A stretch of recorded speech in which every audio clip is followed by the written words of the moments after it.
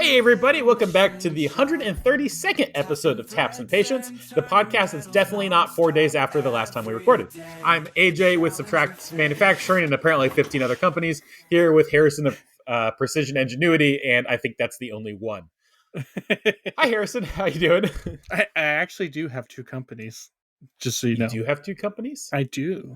The Are we second allowed one to is know what the other one is? it's a real estate company. So we Oh. haven't done anything with it yet, but the goal is to get into some real estate once more funding kind of becomes a little bit available from our current business. Interesting. So it's kind of like if we ever buy a building to move into, that's going to be the company we're going to buy it through, is through that business instead of through Precision. And then if we ever get into rentals or any other type of property management stuff, that'll be the company we use for that. You know, my core tenets for like how I want to set up my financial success, the business is just one pillar of that. I have business, I'd like to do some real estate, and then some stock market. And so those are kind of the three pillars that I'm trying to build my personal financial stability around. So you started an LLC and haven't done anything with it yet?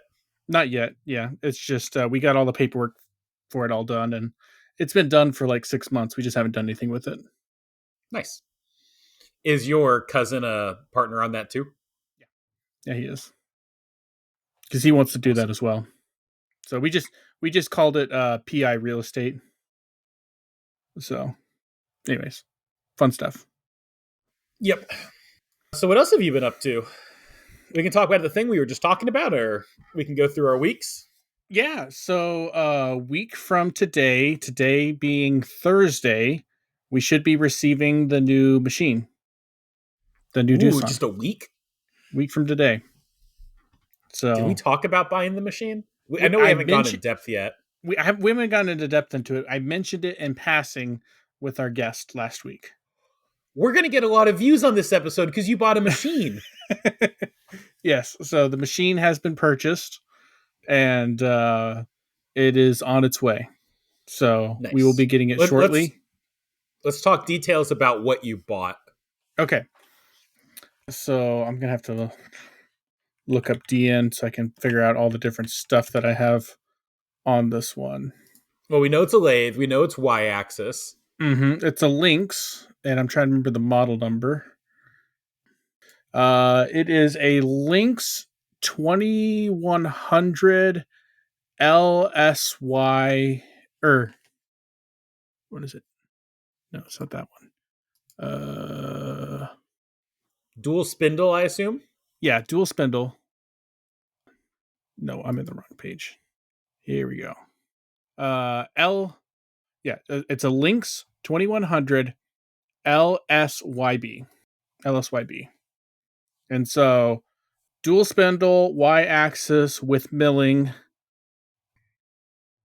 2.5-inch through bore. It's got an 8-inch main chuck and then I think a 6-inch sub. It's a 4,500 RPM on the main, 6,000 on the sub, 6,000 RPM live tooling. It's they call it a 12 station, but it's actually a 24 station with half indexing. Okay. And it's the BOT head style for tooling. And it comes with, I think, 3 or 4 live tool holders that they just include with it. I think it's like one for the main, one for the sub, and then like 2 axials, I believe. Something like that. So it'll be quite the learning curve. We do not have the power for the machine yet. So this machine's going to get installed, and then it's going to be a couple weeks to get power sorted out. Oh, no. That's a bummer. Just because we could technically get it connected up to our 200 amps system, but we can't run all the machines or we'll start popping things. So, I mean, if you don't run the old lathe and, let it run overnight or something. Yeah. So I don't know. We'll see. We might get it connected to power on the old panel at the very least, just to start getting our feet wet and getting things set up would be nice before the main power gets hooked up. But this one will also come with a bar feeder. So it's going to come with a bar feeder.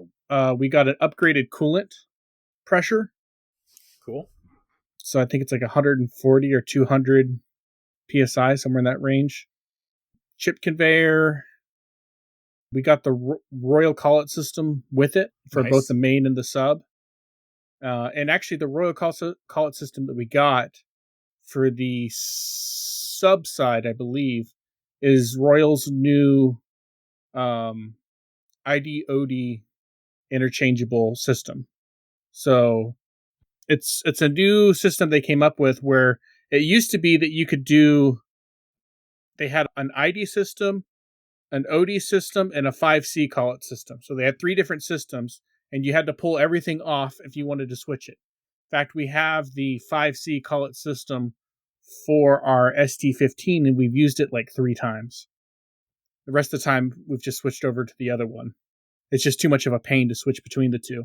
But this new one, I believe it can go between all 3, 5C, their QG65, which is the size we got, and their ID work holding, without having to actually disassemble the whole unit. That's cool. And so it was like an extra $1,000 or something like that for that functionality, and it's like, yeah, that's worth it. So, and then once it's just it's a couple adapter pieces that you have to buy separately, and so those cost a little bit more. And so I think we're just buying the head that is compatible with it, but we're not buying everything to do ID and or 5C. We're just going to have the head on there. That way, if we do need to switch over to it, it's a pretty inexpensive purchase in the grand scheme of things versus having to, buy a whole different system and change it out. Okay. Yeah, that makes sense. So it's kind of future proofing. And this is, I don't want to say mostly, but mostly for those hard milling parts. The hard milling parts are what pushed it over the edge. Okay. So we've already had a couple production style jobs from Walther, and we've had a couple other high volume jobs from other customers that kind of come through. Higher volume being over like a couple hundred parts ordered at a time. And we had enough parts ordered that the Doosan, even if we got rid of the other machine, the Doosan would still have excess capacity. So it's not like the first lathe was all the way full, but it was enough capacity that we could justify getting another machine, especially knowing all the other work that's coming down the pipeline that we could be getting very soon. And so we needed to get that machine up and online, because right now the big problem with the medical parts is not the time they're taking up on the lathe, it's the time they're taking up on the mill. Because right now, the medical parts, they take up, for every 2 days that they take up on the mill or on the lathe, the third day they take up on the mill. And so every third day, the mill's down for a day running all the lathe parts that have been run. And that's really what's causing a bottleneck for us getting stuff through, because both the Doosan and the UMC are running kind of production jobs right now, and the VF is the only one that I really have for my normal job shop work, and I'm losing 1/3 of its capacity to these medical parts. And they just placed another order for 600 or 700 more parts this week. So it's just, more than anything, it gives us a one and done solution, and it kind of helps free up some mill time for a really simple operation. It's like a 3 or 4 minute cycle on those parts, and it's a slot and 2 holes, and it'd be really easy to do on a lathe like that. Do you have any worry about hard milling with those little live tool spindles? No, because most of my RPM is on the lower end, and my chip load is pretty low on them as well. So most of my RPMs are under 6,000, which is the limit. And right now, the main milling spindle that I'm using in my Haas is in an ER16 and a 6-inch length collet, a 6-inch gauge length collet, and so it's the furthest stick out on an ER16 that we have, and it's really light tool pressure. Okay.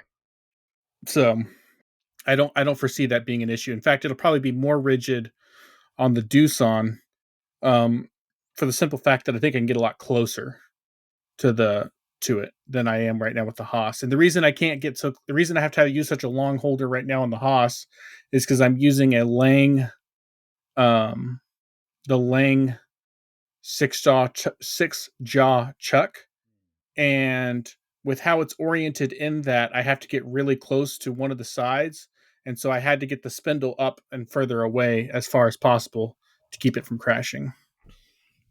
So Makes sense. Because you're doing uh, it on a rotary, a 4th axis, right? no, I'm doing it on the 5-axis actually. Oh, yeah. Sorry, I forgot. Yeah, you have that on the VF3. You just have 4 axis on the Doosan, right? Yeah, yeah. Okay. And I could do it on the Doosan, except I'd need a right angle, a way to hold a vise on a right angle, because you can't just rotate the part because of how the holes are related. You can't rotate it around the center axis. You'd have to rotate it perpendicular to the center axis. You need one of those like little tables that mounts to your 4th Yeah. axis, and Yeah. No, that makes sense. Yeah, I'm excited to see what you do with that lathe. I bet you're gonna make a lot of parts on that lathe. Yeah, I'm excited. The nice thing about it is it'll have a little conveyor and like a little catch basin for the parts. Right now, the Haas just has a ramp that goes into the box on the door, which I thought I would hate. It's actually not that bad, as bad as I thought it would be on the Haas. But if you're going to get any longer runs, the conveyor actually makes more sense. So, like if for some of the more hands-off parts that we're planning on putting through it that don't need to be babysit as much as these medical parts, I think it'll be a lot better for that. So what all other options did you get? Anything else? We did not get it with a mist coolant system or like a mist collector system, but we're gonna put a mist away on it. The one they quoted us was a Royal, and they didn't have an option to include the mist away, and so we're gonna install that after we get the machine on our own and save a lot of money.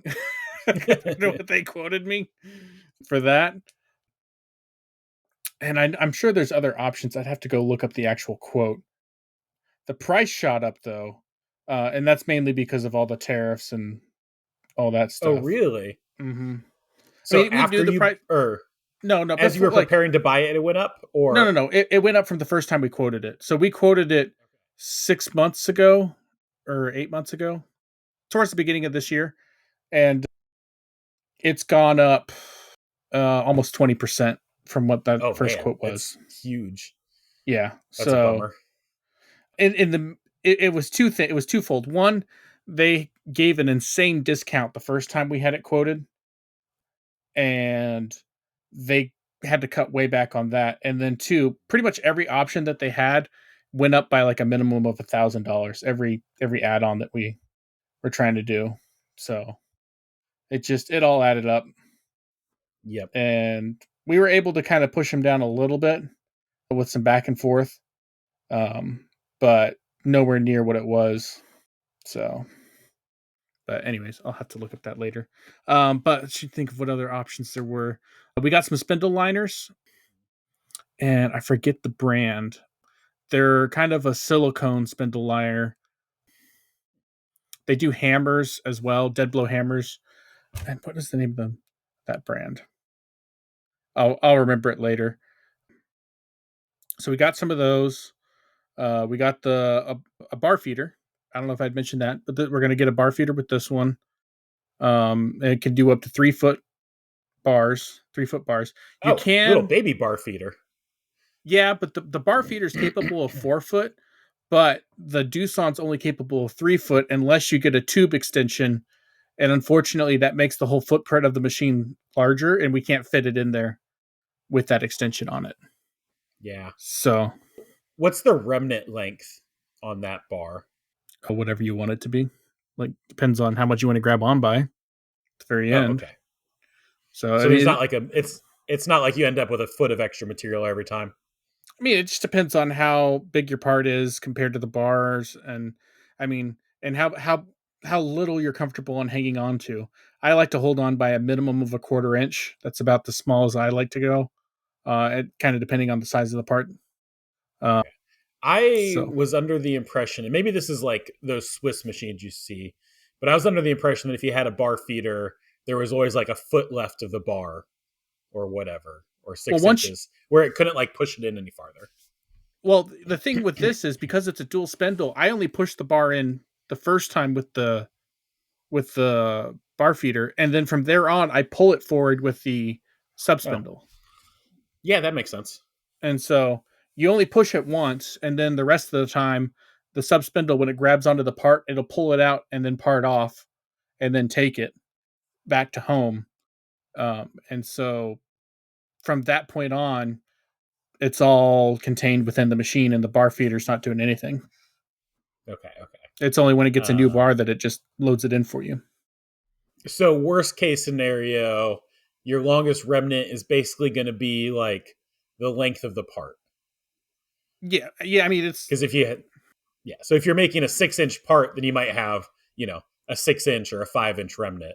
But if you're making a 1 inch part, you're going to have, you know, you could have a 1 inch remnant, yeah, which it means with a 3 foot bar, you're not wasting a whole bunch of material. That's what I was worried about. Is like yeah, if you're wasting a foot of each bar, but you have to take a 12-foot bar and cut it up into a bunch of 3 foot bars, then you're wasting like 4 feet. Yeah. Okay.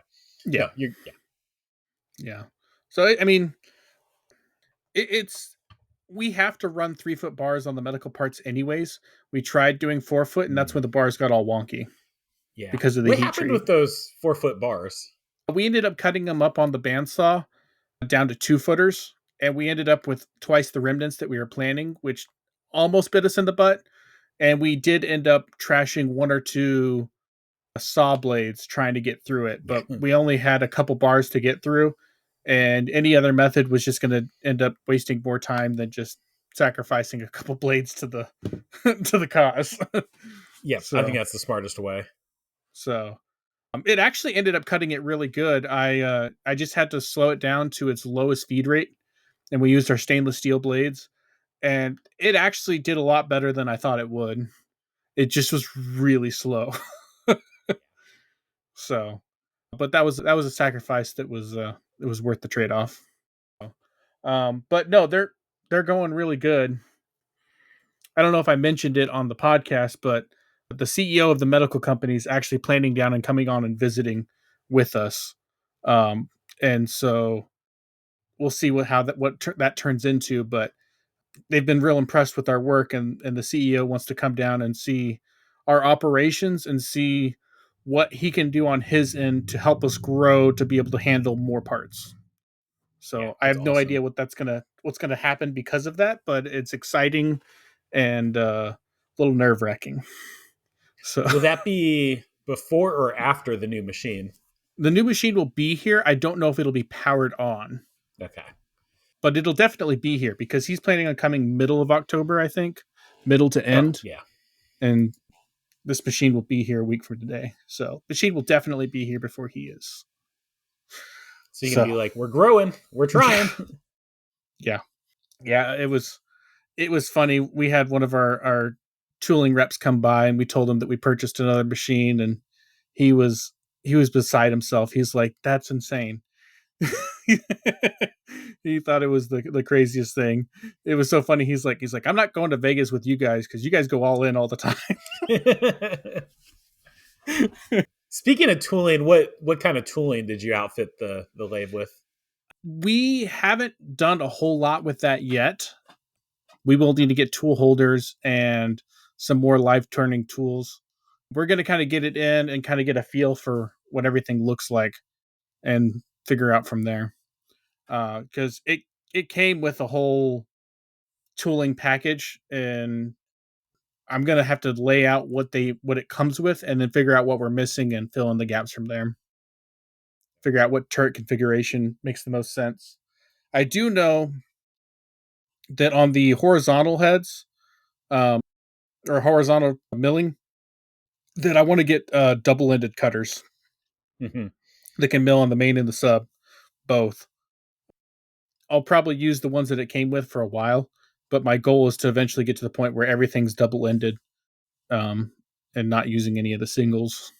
So Just to maximize, well, to minimize setup times, to maximize your options. yeah, maximize my R options. So like we've gotten really good on our setup with our Haas with the parts that we run to the point where other than changing inserts, drill bits, and taps, that's pretty much the only thing we have to change on that machine. And like the drills will share the same locations as boring bars. So drills and boring bars we have to swap between, um, and taps, but everything else is pretty well set up on the turret where we very rarely have to pull out and reset up like the whole configuration of the machine. Do you have like an aluminum tool and a steel tool on there at the same time, or do you swap out the inserts per Inserts need? per Okay. need, yeah. So we have inserts for aluminum, steel, and stainless, and then if we run it in the exotics, like the harder material, we have new inserts for that right now. We've been trying Sumitomo and Kennametal inserts for the hardened stuff, and I'm not sure who's doing a better job between the two. They both kind of are okay. Neither one of them have really blown my socks off with both tool life and how well they chip break. That's been the biggest problem with this job is the chip breaking on the roughing stage. Nothing seems to really chip break very well. And we get very long stringy chips. It doesn't matter how fast, how hard we push it, how light we push it. It seems to not want to chip break no matter what we do. Interesting. I obviously am not a lathe person, but I'm kind of surprised with the material being harder. I would have Yeah. assumed that translated into chips breaking easier, but What's weird is no matter what, when you grab a bundle of chips, they all break in your hands really easily. Like hmm. you can grab a long strip and it'll fracture into tiny pieces, but when it comes off, like the tray still fills up with all these long stringy chips. But when you grab onto them, they'll all crunch down really small pretty easily, but they still are long and stringy for the most part on their own. So it's a weird chip. I wonder if it's because it's like hot when it's coming off and then it heat treats itself harder or something and Yeah, then I becomes brittle. that's the only thing that makes sense to me because it's weird. Does this lathe have any sort of like conveyor or Yeah, it's got augers chip or anything conveyor. to clear it out? It's Cool. got chip conveyor Does and your Haas? no, we've wanted to get a chip conveyor for it for a long time. It's just something of more importance always comes up. Yeah. so so like because I would like to get RegoFix Power Grip at some point as well, but Weston keeps spending my money before I can get that system. Buying new lathes and all. Yeah, what's up with Paying that? taxes. How dare he? So no, it's fun. It's a lot to going on there, and it'll be good whenever we get it in, and it's going to be an interesting learning curve going from just a regular lathe to the mill turn. Well, it's not really a mill turn, y axis. I know that Yeah. that's kind of a debate that some machinists have. Is a y axis lathe considered a true mill turn? Well, Fusion calls it one, so for the sake Yeah, of programming, for the sake of I guess I programming. wouldn't call it one, but Yeah, because it's not a true milling head. Um, but regardless of that fact, it'll be a good learning and capability growth step. yeah. So, um, excited to get that in here and have a whole bunch of new problems and challenges to overcome. But I've been watching a lot of YouTube videos on the programming side, and um, like like with five axis when we first got into it was really stressful. And then like once we figured out how everything worked and what buttons you need to push to do what, it was like, oh no, this isn't that bad at all. This is super easy. So Yeah. I'm sure it'll be a little element of that where like for the first 6 months, like everything's going to be really stressful as we're kind of figuring out the best method to do everything. And then once we get over that initial learning hump, it's like, oh yeah, that's not that bad. It's real easy to set up a job on there. So My prediction is this machine will become your bottleneck machine at some point within the next year. there's the potential for that for sure. I There's like it has probably the most capacity out of all of your machines, but I think because of that, it's going to get loaded down the most. It'll be nice because we're getting more lathe parts with milled features on them, and that's honestly been the most frustrating part is turning a whole bunch of lathe parts and then having to hand load one at a time parts into a mill to go add flats or holes or whatever, and doing that all in one machine. And we've got on all of our large capacity stuff, we've got the op one side automated where it's just spitting out parts, and then you're sitting there for op two hand loading all of them, and then hand loading them in the mill on op three, and it's like this will become like the job margins will grow so much more when we move them over to this machine, just because of how much less of our time it's going to take to run those parts. Because almost every lathe job, your op 2 plus is all one at a time, no matter what.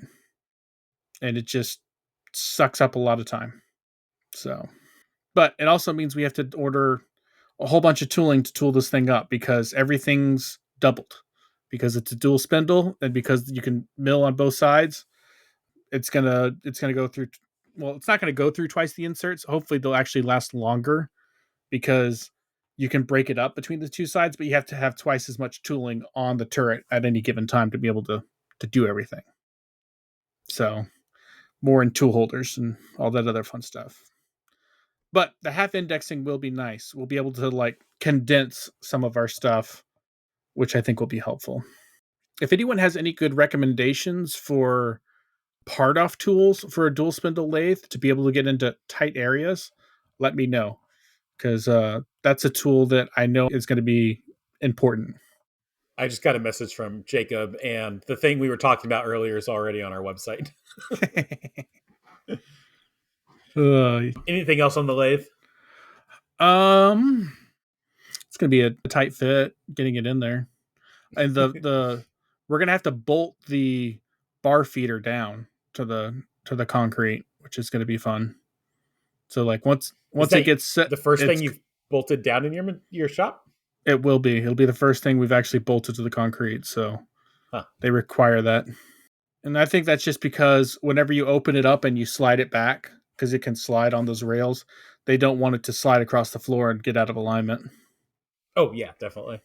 So, but that'll be fun poking holes in the concrete for the first time. So, anything else on that?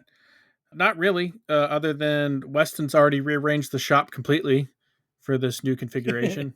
So, like, I laugh so hard because we placed the order for the machine, and within I don't know an hour, Weston's tearing the shop apart, taping stuff out, getting it marked out, moving toolboxes around. Never mind, we were under the gun, and we have parts that we're trying to get out the door. And this is like a Sunday project, not a middle of the day project. And so we're trying to keep machines running. He's like, "Hey, help me move this, help me move that." We're moving stuff around and tearing stuff apart, and he doesn't sit still well. Like as soon as we start on something, he's just go. So he gets it from his dad. So funny story about his dad, and this will kind of give you an idea of like his personality and where he gets it from. So my dad and his dad are brothers, and we grew up as neighbors, which is why he's my cousin brother, because we grew up basically as brothers. And my dad and his dad were hanging outside one day, and so my uncle goes, "I'd really like a barn or a shed or something to park my cars in next to my house." And my dad's sitting there and he's going, "Yeah, that would be a bad idea." They kind of sit there and they kind of talk about a couple ideas, and you know and whatnot. And so they're like, okay. And then Dad goes inside, and a few seconds later, he hears the tractor start up. He looks outside, and my uncle is digging out all the ground for and Dad comes out there. He goes, "What are you doing?" And he goes, "Well, I'm putting in a barn right here." It's like, we just talked about this 2 seconds ago. You didn't even know what you wanted 2 seconds ago, and you're already digging footings for the concrete. Like, do you know what brand you're getting? Do you know how big you're gonna make it? Do you know, like, there's so many details, and you're already starting on the foundation. What is going on? And that's the kind of impatience that Weston gets. Like, when he gets something in his head and he's ready to go, it's 100%. It's he doesn't do anything halfway. And he starts right then. So, yeah, it's fun. What about you? What's been going on in your world? I've actually made a fair number of parts over the last, 4 days, I guess. I made some little watch parts that were fun. It was like kind of a bezel thing. It looks like the part that would hold the glass, and it's like kind of the ringy bit for the outside. Mm-hmm. That I did using the not a fifth axis, because of course I did. Mm. Those were fun. On these ones, I did op 1. It was only 2 ops. But op 2 work holding any other way would have been a pain. So I did op 1, kind of normally, flipped it over, and then, actually, before I flipped it over, I glued in a supporter, like a 3D printed little thing that matched the shape of the op 1 and like attached to the rest of the material that I window framed it out of, essentially. And so then when I flipped it over, the part was completely disconnected, but it got held in place by the little 3D printed bracket and a whole lot of hot glue. And that worked super well and was a very satisfying process. That's awesome. I had material movement on that, which kind of blew my mind, because I was making these parts out of 1/2-inch brass, and I was pretty close to the neutral line of the material. Mm-hmm. But the brass moved on me. I didn't actually measure it, but it was enough that you could put a ruler up against it and see a visual cupping. I did a setup piece out of aluminum because I didn't have a whole bunch of extra brass. I only had enough for 3 parts, and I needed two of them. And so I did a setup piece out of aluminum. It's fine. Perfect the first time. I think I probably tweaked some tool offsets to dial in some measurements a little bit, but I could, if that had been brass, I could have shipped the part. It would have been fine. And then I ran a second one out of brass, and the brass bananaed on me, I don't know, probably 20 or 30 thou. Ooh. And so I lost that one. And so then on a third one, the second and third brass ones, I ended up doing the classic face and flip a couple times, which is a lot easier when you're in the not a 5-axis. But I brought it down from 1/2 inch to 1/8 inch, like 200 thou, a little more 3/16. Through a couple face and flips, and then made the part, and that was fine. And my 3D printed little brace still worked. So when you do your not a 5-axis, do you probe everything in every time you flip it, or do you have it programmed off the center line and you just flip and you know where it's at? I am programming off the center line, like I used to do on my Pocket NC, since that doesn't have. Well, it didn't. They do now, like the rotated work offsets or whatever they're called, or the dynamic work offsets. I used to program that thing off of centerline all the time, and I'm doing it with exactly the same workflow now. No, okay. I have on some parts in the past, and this was before I had the center point so dialed. But before the center point was dialed, I was using the center point to which is G59.1. I was using G59.1 to drive probing for G54. I did do a couple parts with that, but recently I've just been programming off a center line, and it's just dialed in enough where it's fine. Good deal. Man, what are the other parts that I made? I made those. Oh, I made the parts that had the long cycle time. So these parts were definitely designed for injection molding. Everything was tapered, and then they had some sharp internal edges. But they wanted a prototype run before they ran the actual like before they made the injection mold. And the customer was on these was like, I'm pretty sure these are impossible to machine, especially without a 5-axis. But basically through really long, skinny tools and just like brute forcing it through long cycle times and small step overs, I was able to get it done. And I think when I originally programmed it, I could do it in like 5 operations, and it was going to be like a total of 45 minutes of machining time or something like that. And I ended up eventually going with a method that had 3 different setups. And it was like, well, originally it was going to be like an hour of machine time, but I wasn't happy with the finishes on the first one. And I slowed it down, and it ended up being like an hour and a half per. And it was all with my not a 5-axis, so I wasn't switching it between work holding. I was just rotating the work holding. And basically I just kind of let those run. They were slow, they took a long time, but they came out looking really good. And I don't know, I was happy with that workflow. There were some very thin-walled plastic parts too, which like they really did not want to have a good finish. So did you run those with coolant, or did you run them dry? I did run those with coolant. The mostly for chip evacuation. I could have used an air blast. What type of plastic was it? Like a Delrin or? Those were nylon. Which hopefully they like didn't soak in moisture when I was machining nylon, them and then dry out and shipping. I didn't have that fear until right now. I was gonna say nylon soaks up water very easily. Yeah, I wasn't afraid until now, but now I am afraid. Because if they like dry out on the way and then end up changing shape, Yep. Well, now I'm afraid of that. I didn't never occurred to me until right now.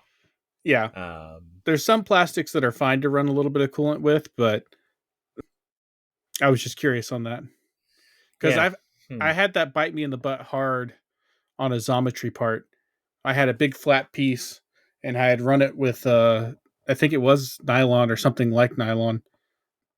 And I had flattened both sides, and I'd run it with coolant. And when I shipped it out, it was perfectly flat.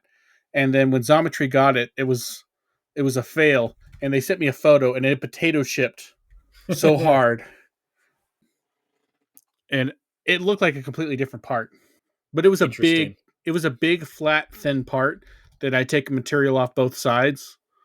And so it like, if it was going to warp, it was going to warp hard. And I didn't know at that point in time how bad it could have been, or how bad it would be. One, doing it with coolant, and 2, thin, big, flat parts like that are just, you got to be careful. Yeah, I didn't even think about coolant compatibility either.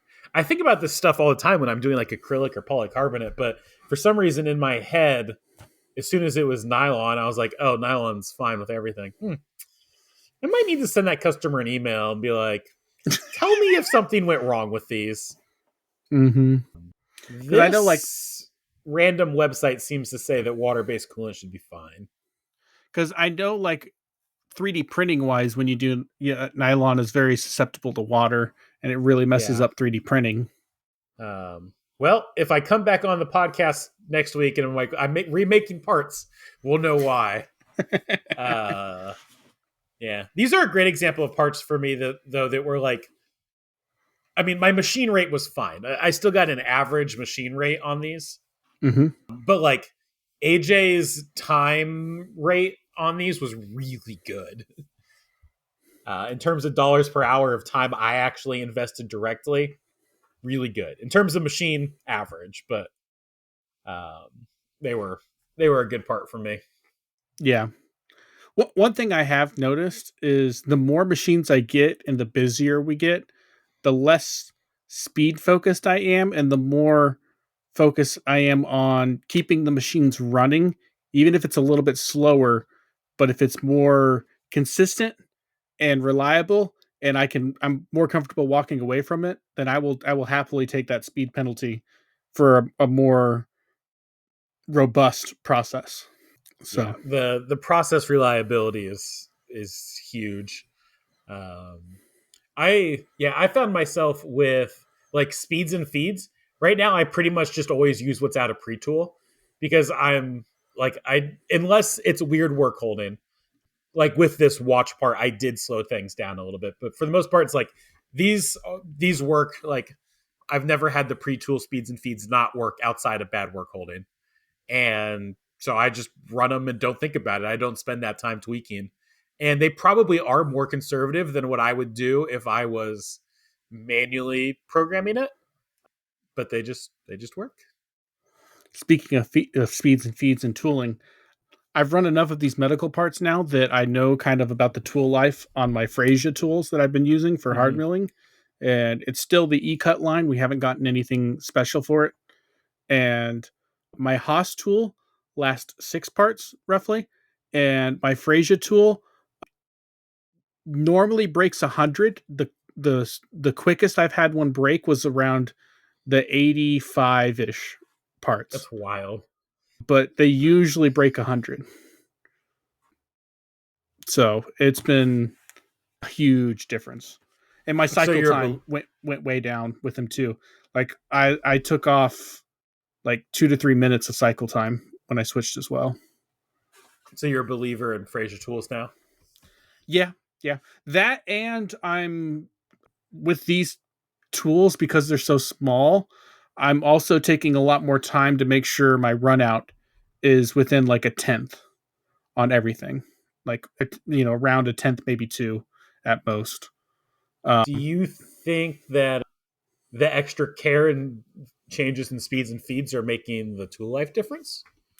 It's definitely helping. Like, I think if I did all this care to the Haas tooling, I might get up to 20 Okay. parts max. No, I couldn't even get 20. I bet I could get maybe 10 because you would run one part, you would run like 2 or 3 parts, and you could look at the edges on the Haas tooling, and they were just all degrading so fast compared to the Freza.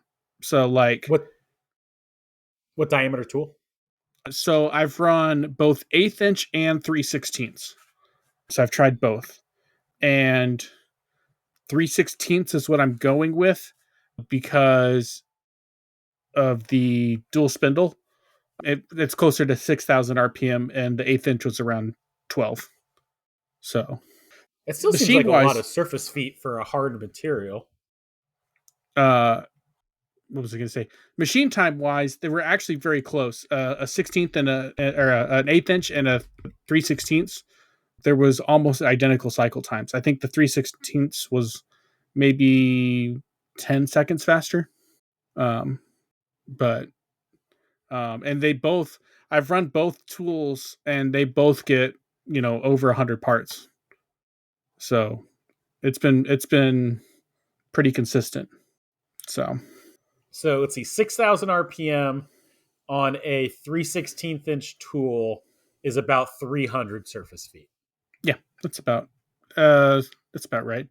I think I'm somewhere between like 250 and 300, so I'm just under 6,000 maybe. I know Yeah, I guess 6,000 that is makes sense because that material's not knife hard.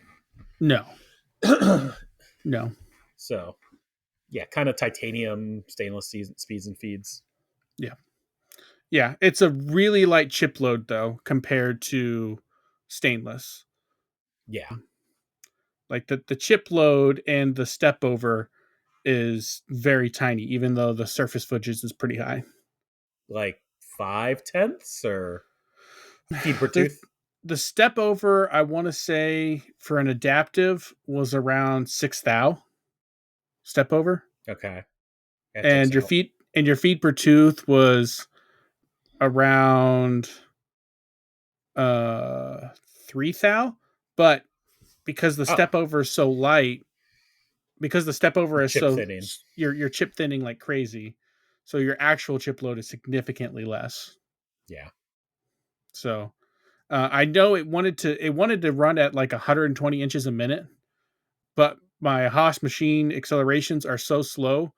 And I actually talked to the Frasia guy. This is one of the advice, some of the advice that he gave me over the phone was to lower the feed per tooth down until you started to see a cycle time difference. And so that's one thing I did is I actually, even though I programmed it at 120, I ended up dropping it down to 75 inches a minute, and my cycle time did not change at all, pretty much. Or it might have added a couple seconds at most. And so the Haas just couldn't accelerate to it. It wasn't choking on the code, it was accelerations? Oh, purely accelerations. If it was on the Doosan, Okay. it probably would have been fine. Which I'll be interested to see how the lathe does, because it might be able to hit the feed rate that Frazier was wanting out of that tool. It's not, well, I guess you're not moving around the mass of the table. Yeah, so it'd be interesting to see. Yeah. So, but I know that the tool wanted like 120 inches a minute, and I'm at like 75. So, but yeah, no, been working great. Trying to think of what else is going on. I have the thing that I just shared with you Oh, that we could talk okay, about. go for it. So this is something I've been meaning to do for a while. And then I got a text from Harrison earlier today that was like, hey, is there an easy way to make Kanban cards from a Fusion tool library? And I went, yeah, I was planning on doing that. So I sat down with my good buddy ChatGPT and whipped up a Python script that would take the Fusion tool library. You export the Fusion tool libraries in a CSV, and then you import it into this tool, and then it spits out a different CSV that you can upload to arta.cards to get your Kanban cards. And then I was talking with Jacob, and Jacob was like, I wanted to share it. And so I gave it to Jacob to put on our GitHub. And Jacob was like, no machinist is going to use this as a Python script, make it into a Fusion plugin. So I went, okay. And so I made it into a Fusion plugin, which is something I've done a number of times before. So I'm fairly familiar with Fusion plugins. And that works now. And then by the time I was done, Jacob was like, hey, I made it a web tool. And he put up a temporary version of it. And then by the middle of this podcast, about 15 minutes ago, he sent me a link, and it is officially on our website. So subtractmanufacturing.com/Kanban, upload a CSV, and it actually, I say upload, it all happens on your computer. It doesn't go to our servers at all.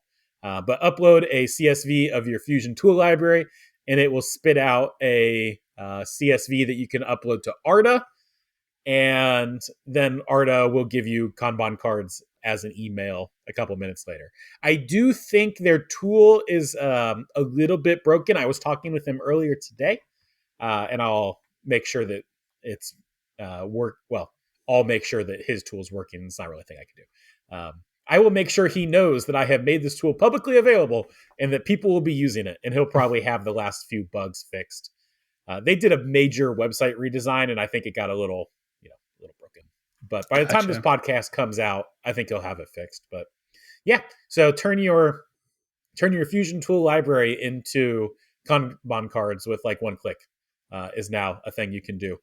It uses the vendor URL or the tool URL, the vendor name, the description of the tool, the comment from the post processor tab, and like the tool number or something like that.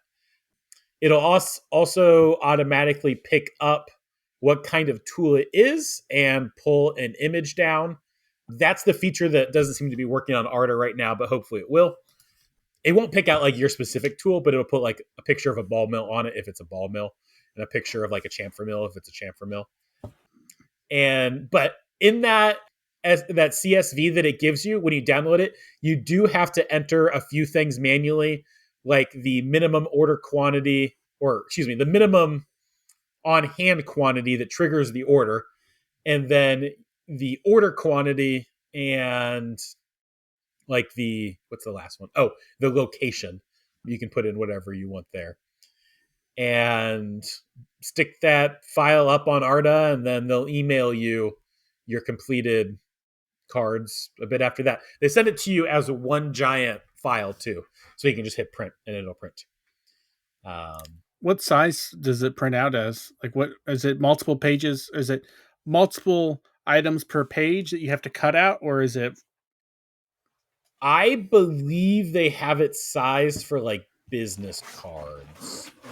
I don't know. I haven't actually printed them yet because, like I said, this was happening right before the podcast. Mm. They're smaller than a piece of paper. You could probably do like print 4 per page and then laminate them and then cut them or something like that. Mm. But I think Arta, like, or maybe they're index card size. That would make sense for Arta. I bet they're index card size. But subtractmanufacturing.com/Kanban, and you guys can find that tool. We'll update it and we'll work with Arta to make sure that everything is working happily together. And hopefully that'll be done by the time this podcast comes out. Or if you want the code, like if you want the Fusion plugin, send me a message or something and I'll get you the Fusion plugin. The Fusion plugin is not smart enough to export your library for you. Well, okay, Fusion isn't smart enough to let a plugin export the tool library for you. So you'll still have to manually export the library, but then you can run it all locally on your own computer. Good deal. All right. Speaking of locally on your own computer, there was a Patreon in Indianapolis today, and he did not come and say hi. What? So, thanks, Murray. Yeah, he was actually doing work things and was busy, but I'll still blame him for it. Our Patreons include, but are not limited to, Christian O, Stephen M, A Dead Horse, Daniel R, James at Moultrie Made, Ryan at Strato Manufacturing, Austin W, Kyle at Kursk Machine, Devin at Sinister Machine Works, James N, Ben at Prickly Pear Prototypes, Cam S, Shep at Alderson Prototyping, Jacob at Zona Precision, Jason S, Joshua H, Christian Z, Freaky Climber, Prescott at 1Z, 2Z Systems, Trey V, Guy L, Alexander B, Scott at Design the Everything, Jamie at JSpec Engineering, Chris at Zyke Precision, EJ at Nocturnal Welding, Chris at Thought Bomb Design, and as ever, Jake Brownson. And I just remembered something else I have to tell you. All Patreon members, whether you pay or not, get access to our weekly Q&A, which we'll do here in a second. All paid members get early access to our episodes and access to our Discord server. And if you're $10 or $10 a month or more, we'll read your name out. We are recording this week, and we did not give anyone advanced warning on that. So we only have one question. I have you remember those big parts? Mm-hmm. For the audience here, I had to make those big parts a couple times because the first times they warped like crazy. These parts were like 1 inch thick, 10 by 17 or something like that. And they kind of looked like a blade, I guess. For the most part, they were flat. They had some holes on the side, but then they had a big, long, like 6 inch long kind of taper with a radius on the end. They kind of looked like press brake fingers for bending sheet metal almost. And it took me several attempts to make these because they kept warping on me. Mm-hmm. They got damaged in shipping. Oh. I put edge protectors on the blade, but the edge protector didn't go all the way to the corner. And they were clearly like dropped on their corner. And so now I'm remaking them. Oh. It was my fault. The packaging was not good enough. That's what I was wondering. I should have built a wooden crate for them. I just like quadruple boxed them. And that wasn't enough. But at some point they got dropped. Yeah. And I wrapped them in bubble wrap, which I think was actually my mistake because the bubble wrap was not adequate for the weight of those parts. And I think the bubble wrap popped, which allowed them to move. And then because they could move, they could slide.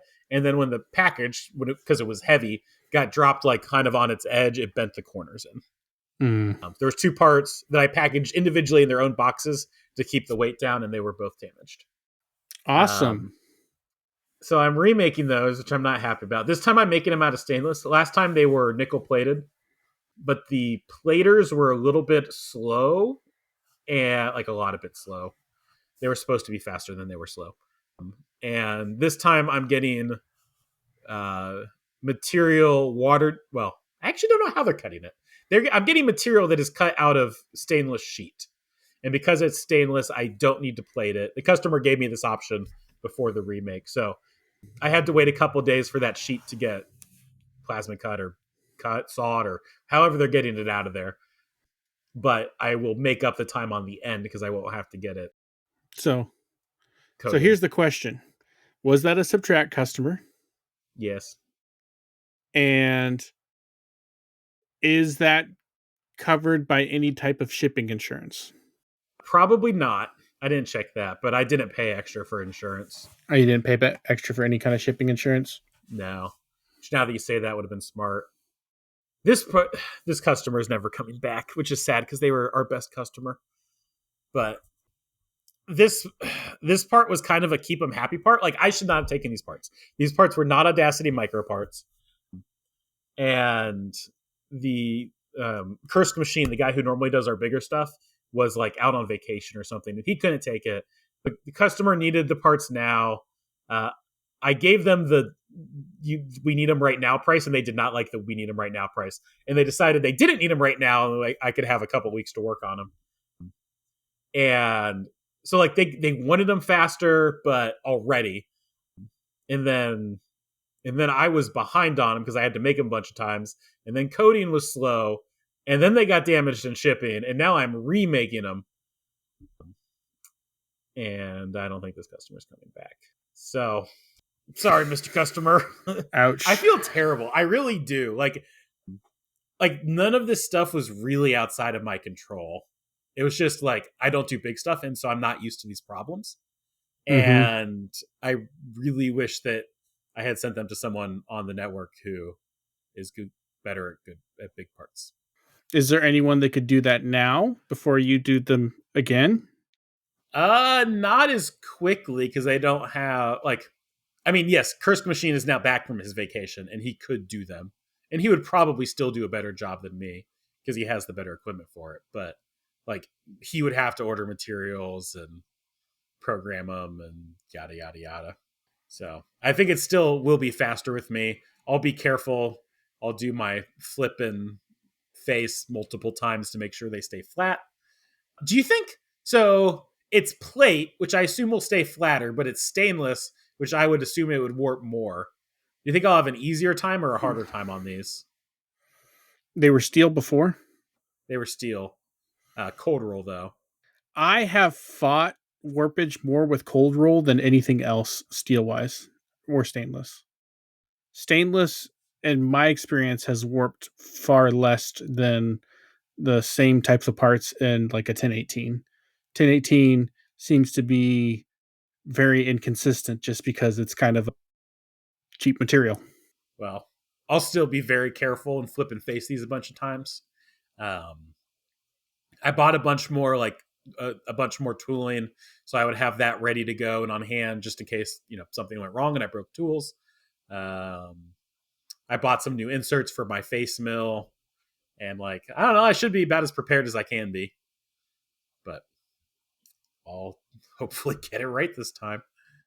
I enjoy machining stainless. I've gotten good enough at it that it's a fun material to machine, and parts usually turn out amazing. Yeah, I'm hoping my finishes will be a little bit better too. Yeah, my finishes on stainless are always like mirrors. Seems like it just compared to steel at least, because steel always looks like, at least the 1018 stuff always looks rough. I feel like I've been running a lot of 1018 lately, and I hate it. Oh yeah, I hate I 1018. do not enjoy it. I will at least when you're trying to make nice looking parts. Like if you were just trying to crank out a bunch of parts in volume, it wouldn't be that bad. But trying to make the parts look nice, it sucks. If I was like if I was powder coating them or sandblasting them or like some sort of post processing, fine. But I've not been. I have a random thing that kind of I've had happen twice now on some 1018 parts that I'm machining, and it's really weird. Inclusions? No. I have a finishing tool on these battleship hinges. It's a long reach, half-inch tool, 7 flute, I think, finisher. And when I put a brand new tool in and I run it, it screeches and sounds horrible, but the finish looks fine. And then after it's run the first part, all the other parts afterwards sound whisper quiet and there's no problems. But the first time I changed, I think this is a known thing. It's all about edge prep. Whereas basically that tool started with the wrong edge prep for this material. Like it was probably too sharp. And then basically the edge broke down to like a proper amount of roundedness for the 1018. oh, okay, that might have been what Was it it, is, but it didn't used to do that, and I haven't really changed anything. But the last two tools have both done that. are they tools designed for stainless?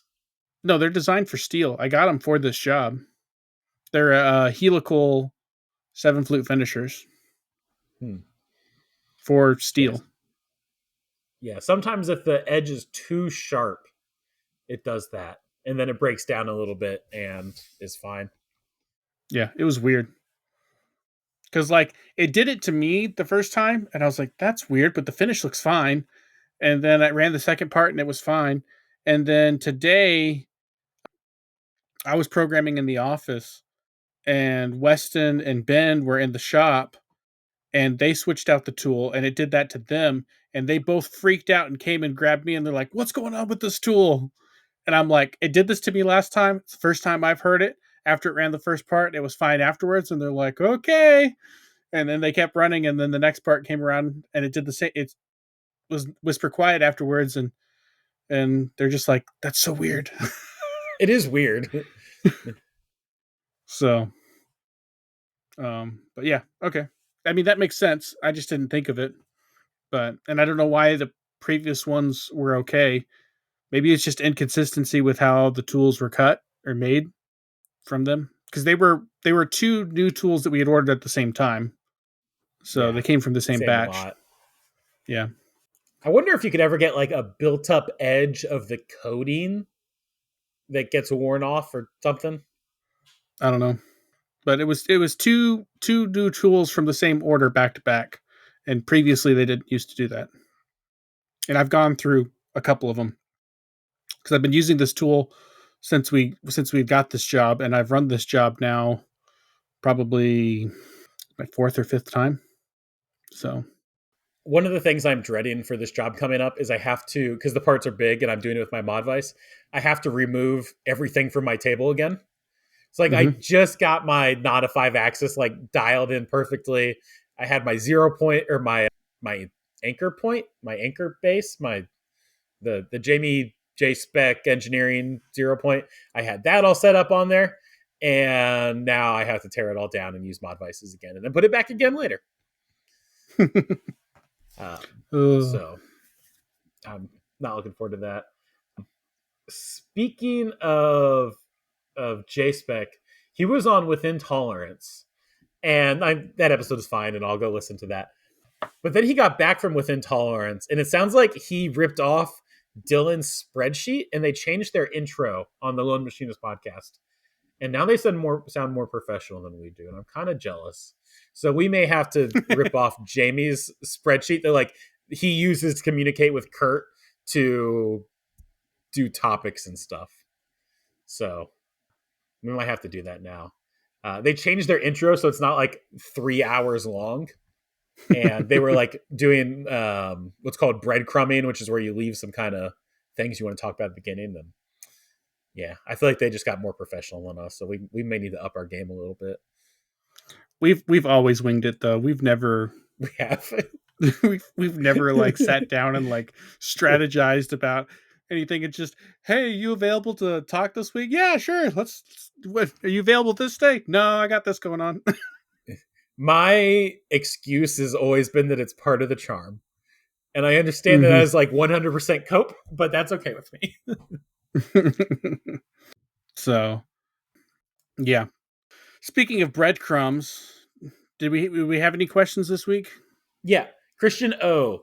I feel like this one is pointed, but maybe that's just how I'm reading it. For Harrison, your continuous improvement strategy is very interesting, where you don't set aside time for it, but in your downtime, you brainstorm ideas. I assume you said this on one of our previous episodes. I'm wondering how you document those ideas and prioritize them for implementation. So it's kind of the Pearson work holding strategy a little bit. Fix what bothers you. So But they basically our set aside continue. time every morning or evening or something. Yeah, but their focus is on what bugs them. And so basically whenever I'm working on something or whenever I'm working in the shop, I'm thinking about what am I spending my time, what bugs me, and what can I do to improve it. And then if I come up with an idea, I pretty much try to do it as fast as possible. So I don't really have a backlog of ideas. It's more like once I get an idea, that becomes the focus. And when I got some time, or if I can hand it off to an intern or an employee in their spare time, be like, hey, design something for this problem. And then they'll take it over from there. And whenever they're running the machine. So, for example, we wanted we got a new printer for our shipping station because as we're moving to Pro Shop, we're having to scan more documents whenever we receive in Mm-hmm. material certs and all this other stuff. And the printer that we had in before was just a top load or just a top scanner that could do one page at a time, and you had to load them in, and it was just taking way too long. And so we moved that printer into the inspection room, and we bought a new printer that has a top feeder that you can load in a pile of paperwork and it'll scan it. But it was bigger than the old printer and wouldn't fit where the old printer was. And so we thought of putting on an extension to our shipping station. And so we wanted to add a shelf to the side of the table, and so we came up with the idea of how to do it. And then we talked to our employee, Ben, said, hey, in your free time, design a part that we can send to Send Cut Send to get laser cut to add on an extension to our shipping station. And then that gives him the opportunity to kind of learn Fusion and design. And the part ended up being too big for Send Cut Send. And so it ended up being a combination of a sheet metal part and a 3D printed part that we printed to do the gusseting to kind of bolt it in place. And it ended up working out really well. And he just finished that project up. But like that was an idea that me and Weston both had. Problem: scanning documents at the shipping station takes way too long, and we need a different printer for it. Get a new printer, doesn't fit in current location, need a new location, come up with the idea, tell Ben how we want it implemented, and then oversee him solving the problem, give him helpful feedback as he's designing it, let him try a couple different ideas, and then help him and then watch him implement it and kind of guide him along that path. And So so his question touched on documenting and prioritizing. Do you have like a list of improvements that you want to make anywhere or a system at all? we don't really document it because like it, problems are in one of two stages: in design or waiting on the printer. Like pretty much as soon as we have an idea, someone will start modeling up something, and then that just becomes an active project until it's completed. So we don't really have a sheet of paper or any improvements on any list. It's if it's something that can be done. This kind of goes back to like Weston and his impatienceness. Like if an idea pops into one of our heads and we talk about it, it's going to happen probably that same week, provided there's enough time in between other stuff that we can fit it in. Like we don't sit around and make a massive list. We just do it. If it involves purchasing something, we'll place an order the day that we think of it. If it involves making something, we will try to assign it to one of the team members, me, Weston, or Ben, and say, okay, this is what we're doing. Whenever you get time, we want you to work on this design. And now that person is responsible for bringing that idea to maturity, and they can track it however they want. But we're usually checking in on it as it's going. It's usually an active project that we're getting feedback on from that point forward, and then it's just implementation from there. How do you not have more ideas than time, though? I have so many shop improvement projects I need to do, and I just can't do all of them. Did you look at our shop? Like I mean, your shop is it's neater than mine, but like there's not a whole lot of problems that like are really bugging us. We got a system that works well. Like there might be stuff that you can look at that you might have a different solution for, but almost everything that we have has a solution in place. And there's definitely going to be improvements on those solutions over time, but what we're doing is we're going in the order of where are we spending most of our time.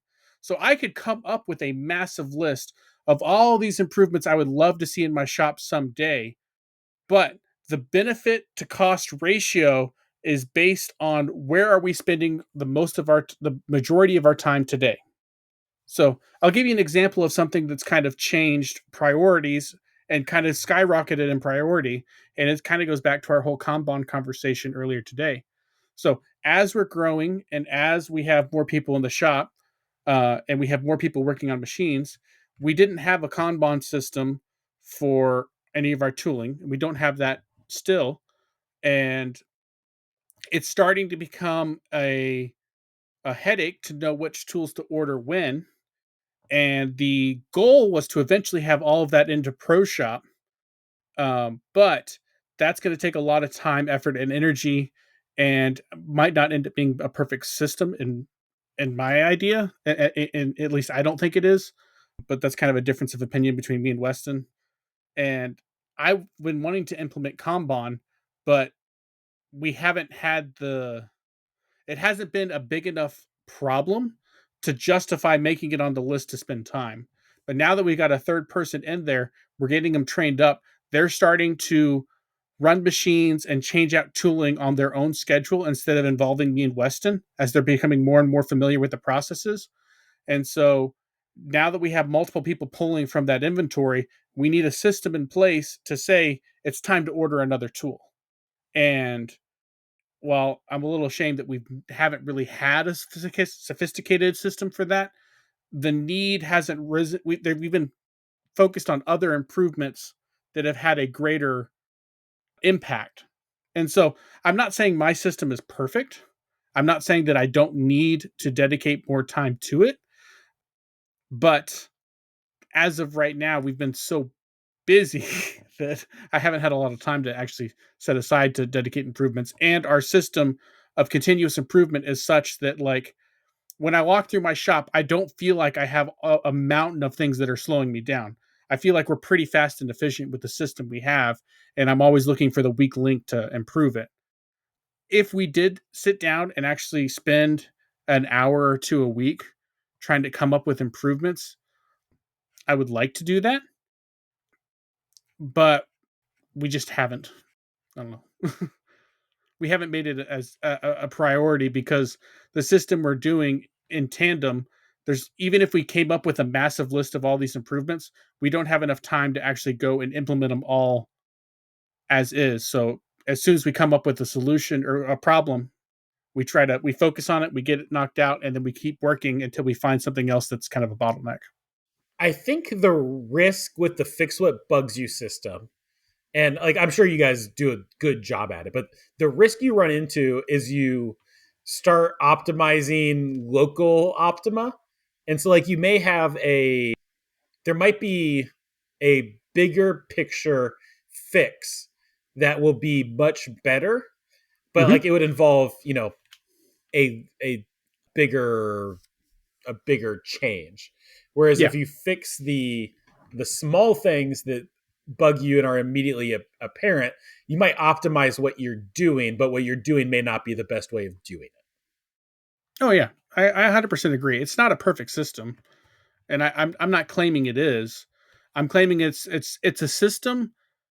We have tried to spend time and set it aside, and the problem with that is as soon as we get super busy, that goes right out the window, and then it's like trying to go to the gym and getting into the groove, and then something disrupting that, and then it's really hard to get back into the gym to continue it going on. And until we get to a point where we have more people and me and Weston's time isn't so tied to getting product out the door where we actually have the mental space to dedicate to larger improvements like that, it makes it really challenging. Especially like that's you could look at it as that's the kind of the pro and the con between the direction we're going with the high volume production is it's constantly going in the background.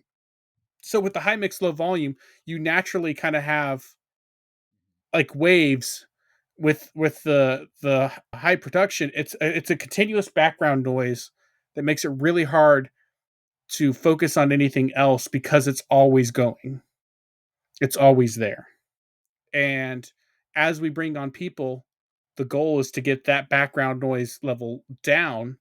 But the nice thing about that background level noise is it creates a stable footing for the company, Yeah. a stable Well, foundation. and at some point, you will be out of production, and you will only be focusing on high level things, and you can start thinking about, you know, and researching, do I swap out the VF3 for a Hermley, or whatever, the like, you can start Yeah. looking at the big improvements. Yeah. um And we or, still, do we eliminate this process and outsource it? Do we bring this in house? Like, eventually you will be at the point where you will be at that, like, entrepreneur working on the business level and not yeah. doing any of the production stuff. Yeah. And if you take the machine, if you take the time I'm not at the shop, then if you were to classify that as my time to think about improvements or whatnot, I'm constantly thinking about the business even when I'm not there. The difference is when I'm at the shop, I am focused on keeping the shop running. And then when a certain, when 4:30 or 5 o'clock hits in the evening, I leave the shop. That's when I unplug from the shop, and that's when I can start thinking about things from a higher level.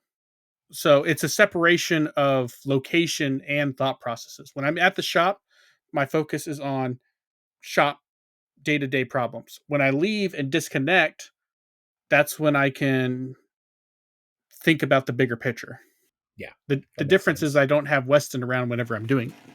I found, and this is kind of something that got ebbs and flows a little bit with me, but at least lately, I have had a really hard time multitasking. And if I have been running one part, like, while I was running these, like, watch bezels today, some of the cycle times were like 30 minutes, 30-minute op one, 30-minute op two. So I essentially had like 2 hours between the two parts where I could be working on other stuff. I tried to, like, sit down and work on some subtract stuff, and just had a really hard time focusing on it. Like, my brain has a hard time going back and forth between running parts and doing kind of bigger stuff. Yep. I don't know where I was going with that, but that is at least, especially the last week or so, I've had a really hard time multitasking. Well, it kind of goes to different. We got 3 people in the shop, and usually it takes um you can do it with one person, but that one person is running ragged, keeping all 4 machines going. I've had to do it a couple times. And you can do it for short bursts, but it can really quickly catch up to you just trying to keep track of everything. And so having 2 people really lowers that mental burden. And so what me and Weston try to do throughout the day is, I'll be like, okay, I'll keep these machines running. Ben will keep these machines running. Weston, you go in the office and work for a couple hours, and then we'll switch. Weston will come out into the shop, and he'll kind of get stuck into the keeping everything running, and then I'll go into the office and I'll program or work on other stuff. And so, and the thing is when you're working in the shop with the machines, that's when it's easy to focus on that local optimum of, like, I'm not so busy that I can't think of something else, but I'm busy enough that it's really hard to do that high level thinking. But it's real easy to think about what can I do to optimize what I'm doing right now. And that's when we can come up with a lot of our smaller improvements for, this tool needs to be here or this needs to be over here where it's easy access. And how do I make it to where, my material is easy to get to? And, you know, all that other stuff that involves running the machine. And how do I make my time at the machine as efficient as I can. And then when I disconnect from that environment and I either go home or I go to the front, that's when I can kind of focus on the higher level. So it probably sounds like I'm very discombobulated, But the point I'm trying to make is that I have different modes that I'm in depending on what I'm doing in the shop. And that's when I can focus on different elements of it. And while I don't have a set time focus for every specific thing, I do hit the elements every week. I just don't know what day I'm going to hit it on, and I don't have a set time for it. Yeah. I have a harder problem with those modes. Like when I'm here in the shop, I'm like, okay, make parts. And I'm not like I have a hard time going, okay, let's, work on advertising for Subtract. Mm-hmm. And what I probably should do is set aside some regimented time where, like, okay, for the first 3 hours of the day, I'm not going to go out to the shop. I'm going to go to, a place I can work inside on my laptop or go to a coffee shop or something and get some computer work done there. Because as soon as I get out to the shop, I'm like, okay, machine stuff. And just, I can't get myself back focused on some of the mental work. Changing your environment to suit the task that you're trying to accomplish makes a big difference. So the office space that we have, it's quiet. It's where we can focus on working on the computer. It's separate from the machinings. When we're in the office, we're not trying to listen for the machines and hear everything going. And vice versa. When we're out in the shop and we're working on the machines, that's not when we think about computer work. That's when our attention is solely focused on getting parts made and getting them out the door. And so it's quite literally putting on different hats at different times. And when we change hats, that's what we're focused on. Yeah, I might be able to do some smaller tasks intermixed. Like I might be able to mix in some programming if I have enough time between parts where I can be thinking about programming my next part and trying to work on it with one of the computers right there. Or I can focus on small shop improvements. But typically I have a primary task and then I will have auxiliary tasks around it that are only if I find myself with free time. But I will have a primary task, and that's what overrides everything else that I'm working on. So, all right, No guys. thoughts, head empty. Outro time. Huh?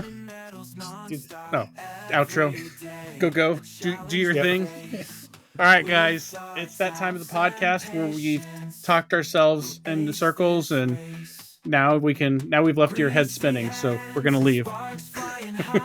So this has been Harrison with Precision Ingenuity signing out with AJ from Audacity Micro and Subtract Manufacturing, and we'll catch you guys next time. Taps and patience, our daily grind. In this machine shop, we'll always find joyous struggles, all intertwined. Taps and patience, one of a kind. It's been 132 episodes and you still struggle with Audacity. I do struggle with Audacity. I don't know why. It's one of those things where I thought it was a very common word that everybody would know and understand, and that has not been true. Oh, I understand it, but I just have a hard time pronouncing it. No, okay, fair.